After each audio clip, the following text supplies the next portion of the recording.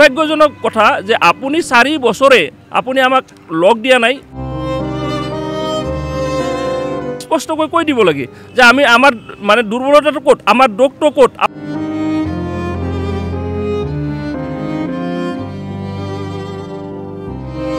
শিক্ষকৰ বৃত্তিটো আমাক ঘূৰাই দিয়ক।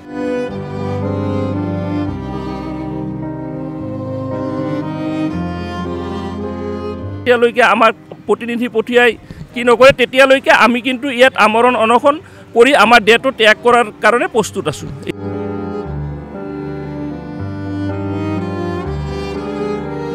আমাৰ লগৰ মানে সতীৰ্থসকল মানে খুব অসুস্থ হৈ পৰিছে।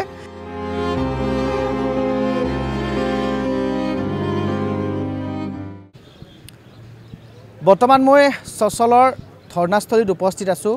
আৰু ইয়াতেই আজি প্ৰায় বিগত কেইদিনমান ধৰি 2021 চনত বিশেষ টেট উত্তীৰ্ণ প্ৰাৰ্থীসকলে আমৰণ অনশনত বহিছে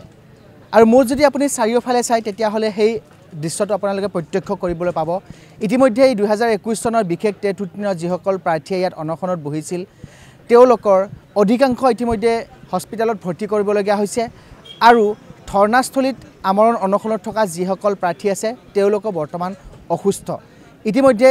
স্বাস্থ্য বিভাগৰ ফালৰ পৰা তেওঁলোকক অনুমতি প্ৰদান কৰা হৈছে যে তেওঁলোকে ধৰ্ণাস্থলী ত্যাগ কৰিব লাগে আৰু তেওঁলোকে হস্পিটেলত ভৰ্তি হ'ব লাগে, কিন্তু তেওঁলোকে নিজৰ দাবীত অটুট। তেওঁলোকৰ এটাই মাত্ৰ দাবী যে তেওঁলোকৰ যি এই বিশেষ টেট উত্তীৰ্ণ প্ৰাৰ্থীসকল আছে তেওঁলোকৰ চাকৰিটো হ'ব লাগে, তেওঁলোকৰ নিযুক্তি হ'ব লাগে। চৰকাৰলৈ তেওঁলোকে এই ধৰণৰ দাবী জনায়।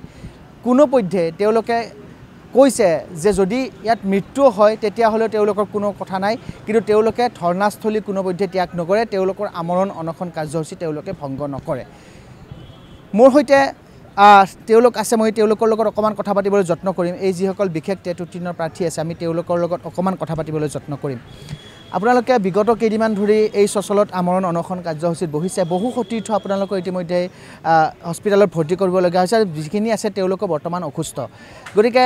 কেনেকুৱা ধৰণৰ দাবী আছে, চৰকাৰলৈ কি ক'ব?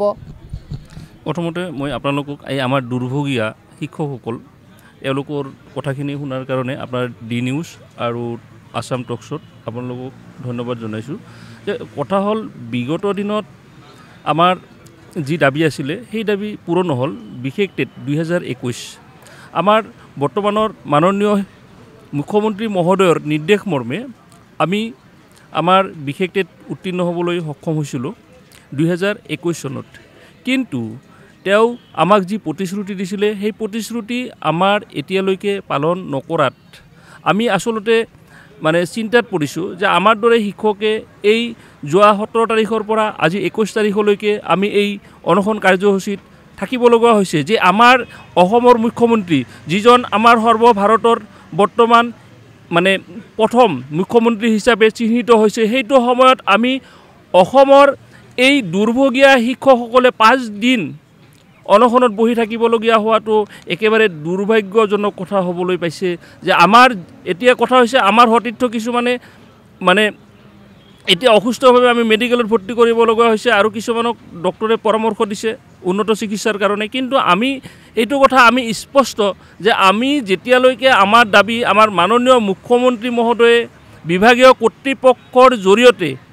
পূৰণ নকৰে তেতিয়ালৈকে আমাৰ এই আমৰণ অনশন কাৰ্যসূচী চলি থাকিব। যদিও আমাৰ ইয়াত প্ৰাণ যায়, আচল কথা এটা কথা হৈছে যে শিক্ষকসকল মমবাতিৰ দৰে আমি ভাবিছোঁ যে সঁচা কথা, সেইটো আমি মানি লৈছোঁ আৰু সেইটো সত্য কথা। আমাৰ এই মমবাতিৰ যিখিনি আছে, আমাৰ মমবাতিৰ আধা শেষ হৈ গৈছে আমাৰ সৰ্বশিক্ষাৰ অধীনত কাম কৰোঁতে, আৰু আমাৰ যিখিনি আছে আমি ভাবিছোঁ এই অনশনস্থলীত আমাৰ যিখিনি মমবাতি জ্বলি আছে এই মমবাতি আমি ইয়াতে নুমাই আমি শেষ হৈ যাম। কথা আজি আপোনালোকৰ জৰিয়তে মই মাননীয় মুখ্যমন্ত্ৰী মহোদয়ক মানে ক'ব বিচাৰিছোঁ যে আপুনিয়ে প্ৰতিশ্ৰুতি দিছিলে যেতিয়া আপোনাক মাজে সময়ে লগ কৰা গৈছিলে, তেতিয়া আপুনি শিক্ষামন্ত্ৰী আছিলে, তেতিয়া আপুনি কৈছিলে যে তোমালোকক আমি নিযুক্তি দিম, কিন্তু বিশেষ টেটৰ জৰিয়তে নিযুক্তি দিম। যিদৰে আমাৰ সতীৰ্থ একে চুক্তিৰ আধাৰতে তেওঁলোকেও কাম কৰিছিলে, তেওঁলোকক নিযুক্তি দিয়া হৈছিলে, তেওঁলোকক নিযুক্তিত দুবাৰকৈ বিশেষ টেট উত্তীৰ্ণ কৰাই তেওঁলোকক বিশেষভাৱে নিযুক্তি দিয়া হৈছিল আৰু তেওঁলোকক বিশেষ এটা নম্বৰ ধৰি দি তেওঁলোকক পাছ কৰাই দিয়া গৈছিলে বিশেষ টেটত। কিন্তু আমি সিমান দূৰ তেওঁলোকক দাবী কৰা নাছিলোঁ। আমি ভাবিছিলোঁ আমাৰ যিখিনি যোগ্যতা অনুযায়ী আমাৰ যিখিনি শিক্ষক তেওঁলোকে পাছ কৰিব, আৰু দেখা গৈছিলে আমি 14,575জন শিক্ষাকৰ্মী অৱতীৰ্ণ হৈছিলোঁ তাৰ মাজৰ পৰা আমি মাত্ৰ 667 জনহে পাছ কৰিবলৈ সক্ষম হৈছিলোঁ কিন্তু তথাপিতো আমি ভাবিছিলোঁ যে আমাৰ যিখিনি যোগ্যতা আছে আমাক এইখিনি দিব আমি তাতে আমি কোনো গ্ৰেছ মাৰ্কৰ ব্যৱস্থা কৰাৰ কাৰণে তেওঁক দাবী উত্থাপন কৰা নাই যিহেতুকে মানে কোৱালিটি এডুকেশ্যনৰ কথাটো আহি পৰিছিলে সেইকাৰণে আমি দাবী উত্থাপন কৰা নাই কিন্তু আমি এটাই দাবী উত্থাপন কৰিছোঁ যে আমাৰ এই 667 প্ৰাৰ্থীক আপুনি অতি সোনকালে নিযুক্তি দিব লাগে আৰু আমাক কিয় নিযুক্তি দিব লাগে যদি আপোনালোকে ভাবে যে আপোনালোকে একে চুক্তিৰ আধাৰত যদি আপোনালোকে শিক্ষামিত্ৰসকলক দুবাৰ বিশেষ টেট উত্তীৰ্ণ কৰাই তেওঁলোকক নিযুক্তি দিবলৈ পালে আমাৰ কণ্টেক্সুৱেল যিখিনি টিচাৰ অসম সৰ্বশিক্ষাত কাম কৰি আছিলে তেওঁলোকক আপোনালোকে স্পেচিয়েল ড্ৰাইভৰ জৰিয়তে তেওঁ নিযুক্তি দিলে কিন্তু আমিনো আপোনালোকৰ কি দোষ কৰিলোঁ আপোনালোকক আমাক ইউনিক আইডি প্ৰদান কৰিলে ইউনিক আইডিটো কিয় প্ৰদান কৰা হ'ল যে আমাৰ আচলতে আমি ইউনিক সেইকাৰণে প্ৰদান কৰা হৈছিল নিশ্চয় যদি আমি ইউনিক তেতিয়াহ'লে আমাক বিশেষ টেটৰ জৰিয়তে আৰু ইউনিকভাৱে আমাক নিযুক্তি দিব লাগে আৰু আপোনালোকে বিশেষভাৱে আমাক কি কৰিছিলে যে আমাৰ কিছু সংখ্যক প্ৰাৰ্থীৰ অৰ্থাৎ কাষ্ট ৱাইজ আমাক ভেৰিফিকেশ্যন কৰা গৈছিল তেতিয়া আমি অলপ গৌৰৱ অনুভৱ কৰিছিলোঁ যে নিশ্চয় আমাৰ মুখ্যমন্ত্ৰী দক্ষ মুখ্যমন্ত্ৰী আগতে শিক্ষামন্ত্ৰী আছিলে দক্ষ এজন শিক্ষামন্ত্ৰী যেতিয়া আকৌ মুখ্যমন্ত্ৰী হৈছে যে আপোনাৰ দিনত আমি যিখিনি দাবী আছিলে সেইখিনি পূৰণ হোৱা নাছিলে আপুনি তেতিয়া কৈছিলে যে মোৰ ওপৰজনে কৰিব নোৱাৰিলে মই নোৱাৰিম কিন্তু আমি গৌৰৱ অনুভৱ কৰিছিলোঁ যে আপুনি যিহেতু অসম চৰকাৰৰ মুখ্য আৰু আপুনিয়ে আমাৰ দাবীটো মানি লৈছিল তেতিয়া আৰু আপুনি হোৱাৰ লগে লগে আমি ভাবিছিলোঁ যে আপুনি আমাৰ দাবীটো অতি সোনকালে 2-4 দিনৰ ভিতৰতে কৰিব কিন্তু দুৰ্ভাগ্যজনক কথা যে আপুনি 4 বছৰে আপুনি আমাক লগ দিয়া নাই আমাৰ কাৰ্যালয়ত আপুনি লগ দিয়া নাই কিন্তু আপোনাক আমি মাজে সময়ে লগ কৰি থাকোঁ কিন্তু আপুনি আমাক লগ দিয়ে বুলি দিম তোমালোকৰ কথাটো আমি মনত আছে কৰি দিম আনকি আমাৰ প্ৰেচিডেণ্ট ছেক্ৰেটাৰীৰ নামটো আপোনাৰ স্পষ্ট মনত আছে আৰু সেই কথাটোত আমাক ভাল লাগে কিন্তু ছাৰ আপুনি আমাক ক'ত বেয়া পাইছে যদি বেয়া পাইছে আপুনি স্পষ্টকৈ কৈ দিব লাগে যে আমাৰ মানে দুৰ্বলতাটো ক'ত আমাৰ দোষটো ক'ত আমাক আঙুলিয়াই দি কি কাৰণত তোমালোকক দিয়া হোৱা নাই যদি আমি সংশোধনৰ জৰিয়তে আপোনাক মানে আমি যদি যোগ্য হওঁ আপুনি নিশ্চয় দিব আৰু যিখিনি আমাৰ আত্মসংশোধনৰ প্ৰয়োজন আছে নিশ্চয় আমি কৰিম আপোনাৰ নিৰ্দেশ মৰ্মে কৰিম আপুনি এজন আমাৰ অভিভাৱক আৰু অভিভাৱক হিচাপে আপুনি নিশ্চয় আমাৰ এই দুৰ্ভগীয়া শিক্ষকসকলক যে আমাৰ শিক্ষকৰ বৃত্তিটো আমাক ঘূৰাই দিয়ক আৰু আমাৰ যি বেদনা আপুনি নিশ্চয় বুজি পায় দক্ষ এজন শিক্ষামন্ত্ৰী আছিলে আৰু স্বাস্থ্যমন্ত্ৰী এজন দক্ষ হিচাপে আছিলে আৰু আমি সেই হিচাপে গৌৰৱ অনুভৱ কৰোঁ আৰু আজি আমাৰ দক্ষ মুখ্যমন্ত্ৰী অসমৰ ভাৰতৰ ভিতৰত এজন দক্ষ মুখ্যমন্ত্ৰী হিচাপে চিহ্নিত হৈছে অলপতে চিহ্নিত হৈছে আৰু নিশ্চয় আপোনালোকে বা আপুনি আৰু আপোনালোকৰ যি বিভাগ শিক্ষামন্ত্ৰীক লৈ আমাৰ শিক্ষা বিভাগে নিশ্চয় আমাৰ কামটো কৰি দিব বুলি আশা ৰাখিছোঁ আৰু যেতিয়ালৈকে আপুনি নিশ্চয় আপোনাৰ বিভাগৰ শিক্ষা বিভাগক নিৰ্দেশ দি আমাৰ এই অনশন কাৰ্যসূচীটো যেতিয়ালৈকে আমাৰ প্ৰতিনিধি পঠিয়াই কি নকৰে তেতিয়ালৈকে আমি কিন্তু ইয়াত আমৰণ অনশন কৰি আমাৰ দেহটো ত্যাগ কৰাৰ কাৰণে প্ৰস্তুত আছোঁ এইখিনি নিশ্চিতভাৱে আমি আৰু এগৰাকী আছে মই অকণমান আপোনাৰ পৰা জানিবলৈ যত্ন কৰিম ভিজন ডকুমেণ্টতো আপোনালোকৰ কথা উল্লেখ কৰা হৈছিলে বা আপোনালোকক বহুবাৰ প্ৰতিশ্ৰুতিও দিয়া হৈছে যেতিয়া আপোনালোকে তেওঁক লগ কৰিছে গতিকে মুখ্যমন্ত্ৰীগৰাকীয়ে প্ৰতিশ্ৰুতিও দিছে যে আপোনালোকৰ যি বিশেষ টেট উত্তীৰ্ণ প্ৰাৰ্থীসকল আছে তেওঁলোকক নিযুক্তি প্ৰদান কৰা হ'ব অতি শীঘ্ৰে কিন্তু আজি পৰ্যন্ত হোৱা নাই যাৰ ফলত আপোনালোকে এনেধৰণে আমৰণ অনশনত বহিছে 5 দিন আপোনালোকে নোখোৱা নোবোৱাকৈ আছে বহুকেইজন সতীৰ্থ ইতিমধ্যে হস্পিটেলত ভৰ্তি হৈছে আৰু যিকেইজন ইয়াত আছে তেওঁলোকে যথেষ্ট অসুস্থ হৈ পৰিছে স্বাস্থ্য যথেষ্ট অৱনতি ঘটিছে কি ক'ব আজি হয় নমস্কাৰ প্ৰথমে মই আপোনালোকলৈ নমস্কাৰ যাচিছোঁ কাৰণ আমাৰ ওচৰ চাপিছে আপোনালোকে গতিকে এতিয়া চাওক আমাৰ বৰ্তমানৰ মানে কি মুখ্যমন্ত্ৰী মাননীয় হিমন্ত বিশ্ব শৰ্মাদেৱ তেখেত বৰ্তমান ভাৰতৰ সৰ্বশ্ৰেষ্ঠ মুখ্যমন্ত্ৰী হিচাপে স্বীকৃত হৈছে গতিকে এই কথাটোতো আমি অতিশয় আনন্দিত হৈছোঁ কিন্তু আমি তাৰ লগে লগে অতিশয় দুখিত হৈছোঁ কাৰণ কিয় তেখেতে আমাক মানে কি এই সৰ্বশিক্ষাৰ অধীনত কৰ্মৰত মানে কি বিশেষ টেট উত্তীৰ্ণ কৰাই আমাক যি ধৰণে প্ৰতাৰণা কৰিলে আমি অতিকৈ দুখিত আৰু মানে বিজেপি মানে চৰকাৰৰ এছাম ভিজন ডকুমেণ্ট 2016 to 2025 সেই ডকুমেণ্টত মানে কি 21 নম্বৰ দফাত আমাৰ মানে কি বিষয়ে খুব ধুনীয়াকৈ উল্লেখ কৰা হৈছে স্পষ্টভাৱে যে সৰ্বশিক্ষাৰ অধীনত যিবিলাক মানে কি বিভিন্ন কম্পনেণ্টত কাম কৰা শিক্ষাকৰ্মী আছে তেওঁলোকক আমি নিযুক্তিৰ ক্ষেত্ৰত প্ৰথম অগ্ৰাধিকাৰ দিম কিন্তু আমি মানে কি এতিয়ালৈ আমি নিযুক্তিৰ মানে মুখ দেখা নাই গতিকে তেখেতলৈ আপোনালোকৰ এই চেনেলটিৰ জৰিয়তে মই বিনম্ৰভাৱে অনুৰোধ জনাইছোঁ যে তেখেতে যাতে অতি শীঘ্ৰেই আমাৰ নিযুক্তিৰ ব্যৱস্থা কৰে, কাৰণ বিভিন্ন বিভাগত মানে কি এতিয়া 1 লাখতকৈ অধিক নিযুক্তিৰ ব্যৱস্থা ইতিমধ্যে তেখেতে কৰিছে। গতিকে মই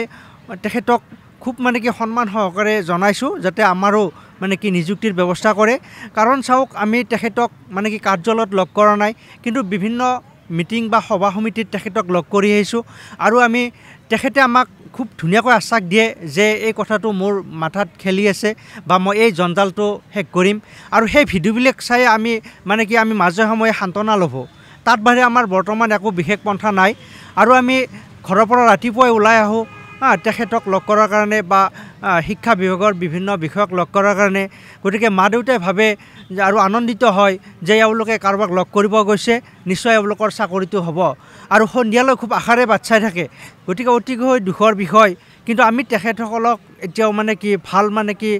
ফলাফল এটা দিব পৰা নাই যে আমাৰ চাকৰিটো হ'ল। গতিকে আপোনালোকৰ এই মানে নিউজ চেনেলটিৰ জৰিয়তে মই আকৌ এবাৰ তেখেতক লগতে শিক্ষামন্ত্ৰী মহোদয়ক মই মানে কি অনুৰোধ জনাম যাতে আমাৰ এই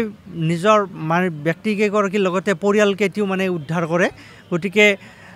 ভিজন ডকুমেণ্টৰ দিয়া প্ৰতিশ্ৰুতি তেখেতে যাতে আখৰে আখৰে পালন কৰে। গতিকে এইখিনিয়ে মোৰ তেখেতৰ প্ৰতি অনুৰোধ। আৰু আমি আশাবাদী মানে এই ধৰকচোন পঞ্চায়ত নিৰ্বাচনো আহিল বা বিধানসভাৰ নিৰ্বাচনো আহিল, তাৰ আগে আগে হ'লেও আমাক যাতে নিযুক্তি দি আমাৰ মানে কি জীৱনৰ মানে কি নুমাই যোৱা চাকিগছি যাতে পুনৰাই মানে কি জ্বলাই তোলে, তাৰ প্ৰতি মই তেখেতক আজি এই মানে কি মঞ্চৰ পৰা আহ্বান জনাইছোঁ। আপোনালোকৰ বহুকেইজন সতীৰ্থ কিন্তু অসুস্থ হৈ পৰিছে, স্বাস্থ্য যথেষ্ট অৱনতি ঘটিছে, কিন্তু তাৰপিছতো আপোনালোকে এই যি আন্দোলনস্থলী আছে আন্দোলনস্থলী ত্যাগ নকৰাৰ হুংকাৰ প্ৰদান কৰিছে। গতিকে এই বিষয়ত কি ক'ম? হয়, মানে ইয়াত আমি এনেকৈ অনশন কাৰ্যসূচী চলাই নিম, আৰু প্ৰশাসনিক মানে কি বিষয়া বা প্ৰশাসনৰ ফালৰ পৰাও আমি মানে কি অনুৰোধ পাইছোঁ যে আপোনালোকে ব্যৱস্থাটো উঠাই লওক। বা কিন্তু কি আৰু আমাৰ লগৰ মানে সতীৰ্থসকল মানে খুব অসুস্থ হৈ পৰিছে। মানে এজন আমি বিশ্বাস কৰক মানে কি গাড়ী পঠিয়াই ঘৰলৈও পঠাই দিছোঁ, কাৰণ তেখেতে নিজেও কৈছে যে মই হস্পিটেলাইজ নহওঁ, তাত বা মোৰ কি অৱস্থা হয়। গতিকে আমি দৰকাৰ হ'লে ইয়াতে আমি এনেকৈ এই ব্যৱস্থা লৈ আমি মানে কি প্ৰাণত্যাগ কৰিম। আমি মানে কি ইয়াৰ মানে অনশন মানে আমি সমাপ্তি নঘটাওঁ। দৰকাৰ হ'লে আমাৰ মানে কি এই ধৰণে আমাৰ চলি যাব। আৰু নিশ্চিতভাৱে এয়া আছিল 2021 চনত বিশেষ টেট উত্তীৰ্ণ প্ৰাৰ্থীৰ আমৰণ অনশন কাৰ্যসূচী। বিগত 5 দিন ধৰি তেওঁলোকে এই চচলৰ ধৰ্ণাস্থলীত অনশন কৰিছে। তেওঁলোকৰ যিসমূহ দাবী আছে সেই দাবীসমূহ লৈ তেওঁলোকে অনশনত বহিছে, আৰু তেওঁলোকে কৈছে যেতিয়ালৈকে তেওঁলোকৰ এই দাবীসমূহ অসম চৰকাৰৰ শিক্ষামন্ত্ৰীৰ লগতে মুখ্যমন্ত্ৰীগৰাকীয়ে মানি নলয় বা তেওঁলোকৰ দাবীসমূহৰ প্ৰতি যদি সঁহাৰি নজনায়, তেতিয়াহ'লে তেওঁলোকে এই চচলৰ ধৰ্ণাস্থলী নিজৰ প্ৰাণ পৰ্যন্ত আহুতি দিবলৈ তেওঁলোকে কুণ্ঠাবোধ নকৰে। আৰু লগে লগে তেওঁলোকে এটা কথা কৈছে যে স্বাস্থ্যৰ অৱনতি হওক বা তেওঁলোকৰ মৃত্যু হওক, তেওঁলোকে কিন্তু তেওঁলোকৰ এই যি আমৰণ অনশন কাৰ্যসূচী, এই আমৰণ অনশন কাৰ্যসূচী তেওঁলোকে ভংগ নকৰে বা চচলৰ ধৰ্ণাস্থলী কিন্তু তেওঁলোকে কেতিয়াও ত্যাগ নকৰোঁ বুলি এই ধৰ্ণাস্থলীৰ পৰাই হুংকাৰ প্ৰদান কৰিছে।